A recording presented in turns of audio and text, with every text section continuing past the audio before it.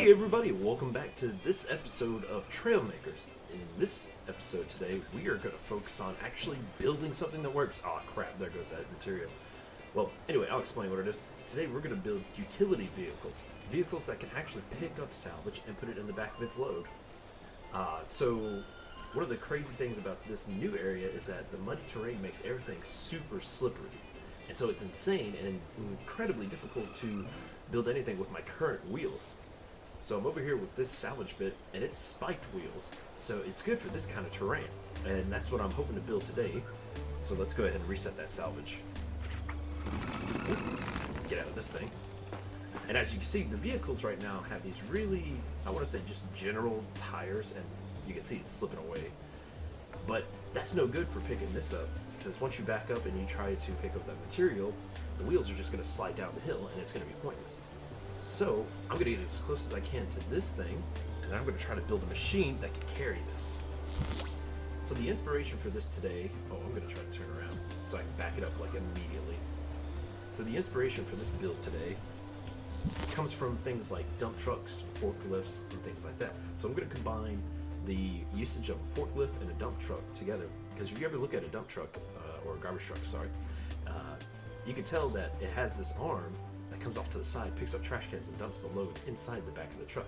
So we're going to do something similar to that, combining a forklift where it has two teeth that point out, come up underneath the salvage right here, and then loads it into the back of the trailer. So anyway, I'm going to get right to it and see how this turns out. Okay, so after some testing, I found out that you really can't make super long vehicles very thin, or else they start bouncing around like they got a system in them or something. So this is the general idea I got. Doesn't look like the arms are really going to hold a whole lot, so I'm going to double the length of them real quick. Okay, so I made some minor adjustments. I have the arms up and moving. They look really flimsy, so I'm going to add some weight to the truck and then back up and see if I can catch this debris real quick. Alright, so I decided to go the extra mile and add some buoys to the vehicle as well. The arms are up. They look pretty strong. I got weights on the front. So now we got to see if we can even back up in there. Which is going to take some time. Okay, ooh, we caught it. Dang, this thing is huge. But the arms look like they're holding, so that's good. So now we got to make it back to the salvage pod. Now this was almost a perfect fit. It's kind of nice. Ooh. Oh, wait. And this is why we need the spike tires. Oh crap, we're being way down. So I can't go in the water because I have no propeller to steer. Dang. I wonder if the weight of the rock is actually making the frame touch the ground.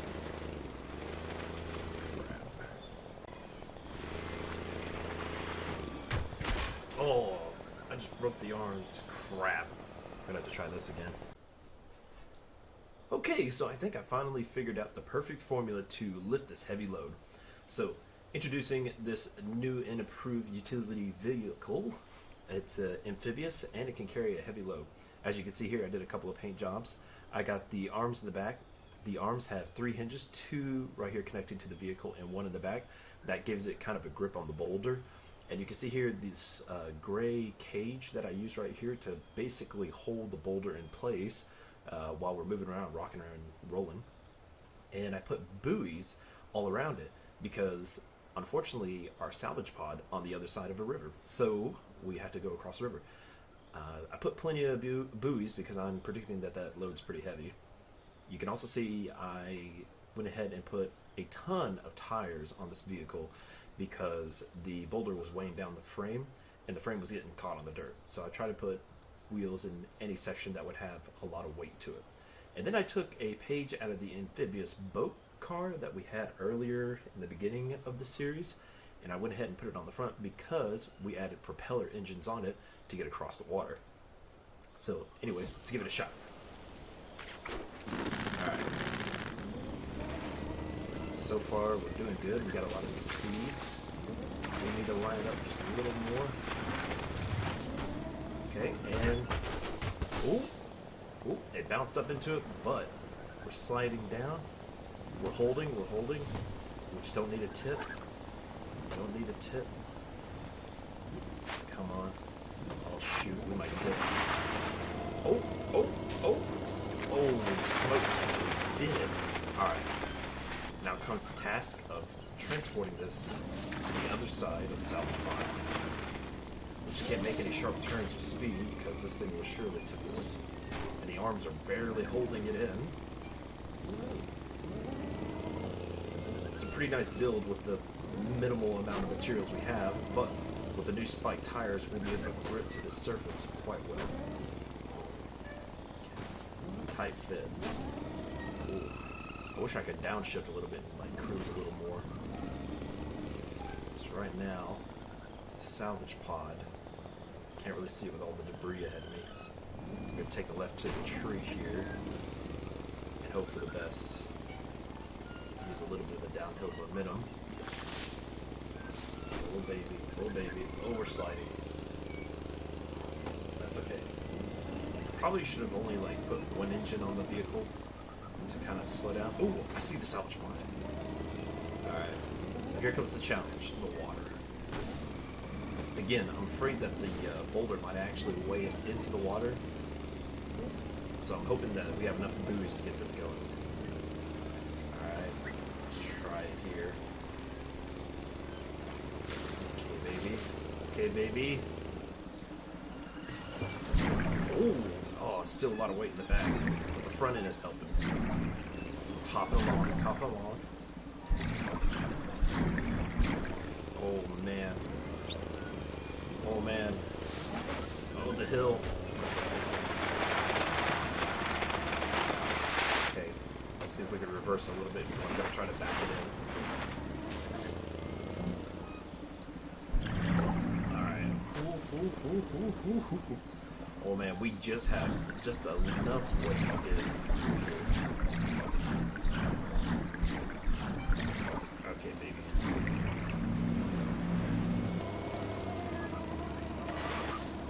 Oh. Holy smokes. We did it. Guacamole. Oh, well, there you go. I finally got that material over here. Ooh, I need to back up just a little bit.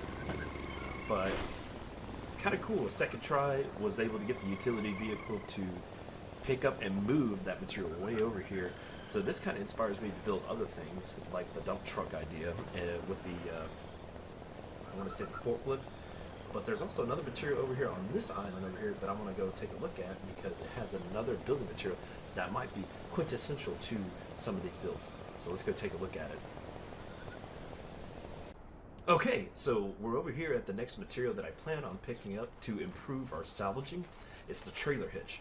Now, if this works like I think it will, I might be able to build some kind of like truck and trailer where the truck will have like a forklift design on the front of it, where I could detach a trailer from the back of it, and the trailer would stay in place as I load it up with material.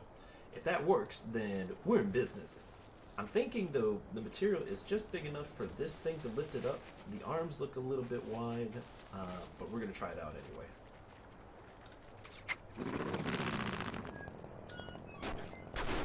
Okay, so back it up just a little bit. Alright, so it's just the fit. Yeah, alright.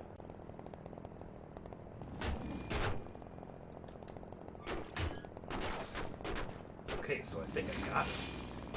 I wedged it in just enough. So let's see if we can make it across the channel. It's making me drift a little bit because I think it's pinching one of the wheels. Oh boy. Oh boy, it's making us tip. It's making us tip. It's making us tip. Oh crap, okay. What do we do? What do we do? Oh, no. Ah! Dang it. Okay, so I found the solution, or at least I think I do. So I shortened the arms on the back, and I inverted the yellow arms to pinch, so hopefully we can pick this up now. Let's just take a look. We don't have much daylight left. Oh yeah, these tires really help. If I had the old tires, I would have been sliding down my hill.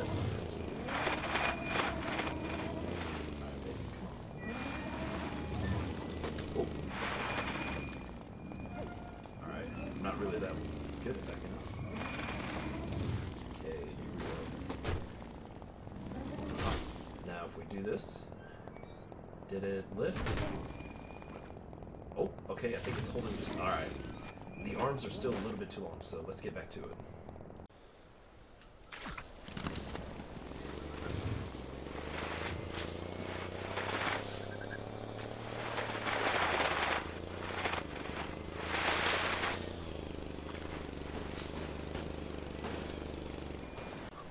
Okay, so new plan. The trailer hitch didn't do exactly like I thought it would do. It just is just another type of hinge that you can have. I was hoping it would detach and I could have like a box trailer where I could load things up with a forklift. So I had to scrap that idea and work on two things. And that's when I was realizing when I was building, I was like, oh, you can have more than one vehicle all out. So I went ahead and I made this forklift-like device that can pick up things. And then I made this dump truck. It doesn't have the feature to actually dump out its load. It's just going to carry. But I'm going to use this forklift to carry material in the back of this truck. Or load it up, sorry. So that's what we're going to do. We're just going to use both of these vehicles to clean up the island. So the interesting thing about it is that you would think, though, with a forklift that I could just pick up the material and drive across. Well, anytime this thing picks up material, it puts it off balance, like, hugely. And it makes it difficult to drive. That's why I decided to make this thing over here where the load is in the back of the truck where it can support it. So we're going to get into this, inside this forklift I have here, which I think I'm going to call it the Prey Mantis because it kind of looks like one. Let's see if I can get behind here. And we got this block right here, the 2x2. It's a thick one, the thick boy, which is going to save us on space on creating larger vehicles. So with this one, you press space to drop it, which, let's see. I'm going to press E to open it up, space to drop it. Go forward, let go of E, and it picks up the material. Now we're going to hold shift to lift. And I'm hoping, because I haven't tested this yet, that I've made the back of the truck just low enough for this thing to drop it in. Just line it up. I made the truck kind of small. I didn't think about that, but at least it's low enough. I hope. Oh, it's scraping. It's scraping. Oh man, the pincers. Oh, sweet. All right.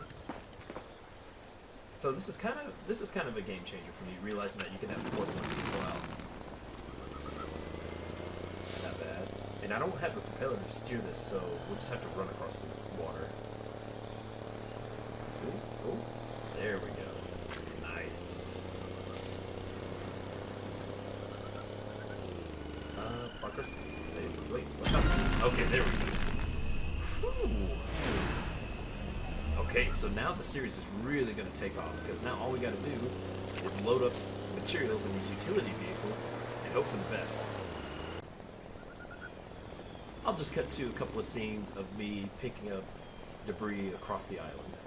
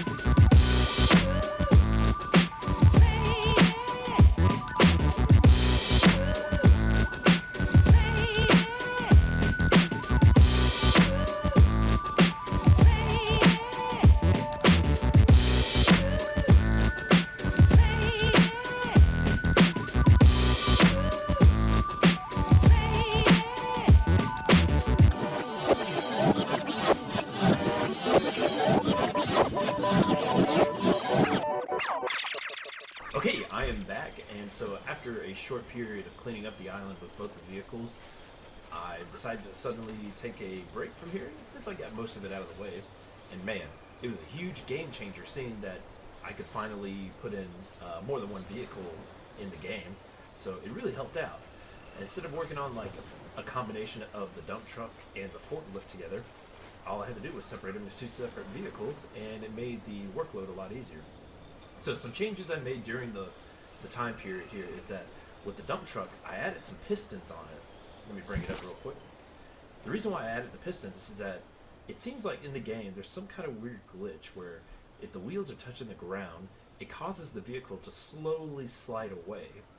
As you can see over here with the forklift, it's a little glitchy, but it's sliding just very, very little. So to combat this, I put pistons underneath the truck. And all you have to do is just adjust the height to it, depending on what kind of terrain you're on.